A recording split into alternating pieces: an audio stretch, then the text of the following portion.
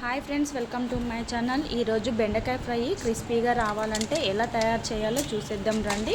2 నిమిషాలలో తయారు చేసుకోవచ్చు. అలాగే మన ఛానల్ని సబ్స్క్రైబ్ చేసుకునే వాళ్ళు ఎవరైనా ఉంటే ప్లీజ్ సబ్స్క్రైబ్ చేసుకోండి.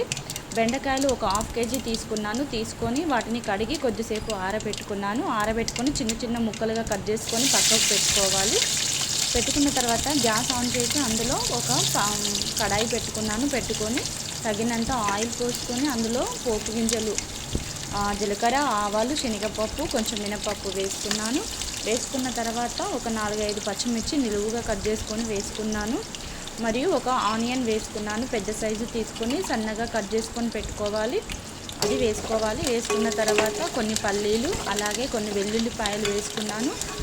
కొంచెం కరివేపాకు కూడా వేసుకొని అవి క్రిస్పీగా అయ్యేంత వరకు పల్లీలు గిట్లా ఫ్రై అయ్యేంత వరకు కూడా వేయించుకున్న తర్వాత అందులోనే మనం కట్ చేసుకొని పక్కన పెట్టుకున్నటువంటి బెండకాయలు కొద్దిసేపు ఆరబెట్టుకొని ఉన్నాయి కదా, వాటిని కూడా వేసుకొని నెమ్మదిగా కలుపుకున్న తర్వాత మూత పెట్టుకోకుండా వాటిని ఫ్రై చేయాలి. మూత పెట్టినట్లయితే జిగురుగా మళ్ళీ వాటర్ లాగా అయిపోతాయి. అలా కాకుండా మనం మూత తీసే ఫ్రై లాగా చేసుకోవాలి. ఇంకా మనం అల్లం వెల్లుల్లి పేస్ట్కి బదులు వెల్లుల్లిపాయలు వేసుకుంటే చాలా బాగుంటుంది టేస్ట్గా. కాబట్టి మీరు వెల్లుల్లిపాయలు వేసుకోండి. అలాగే తగినంత సాల్ట్ వేసుకున్న తర్వాత కొంచెం కారం కూడా వేసుకున్నాను.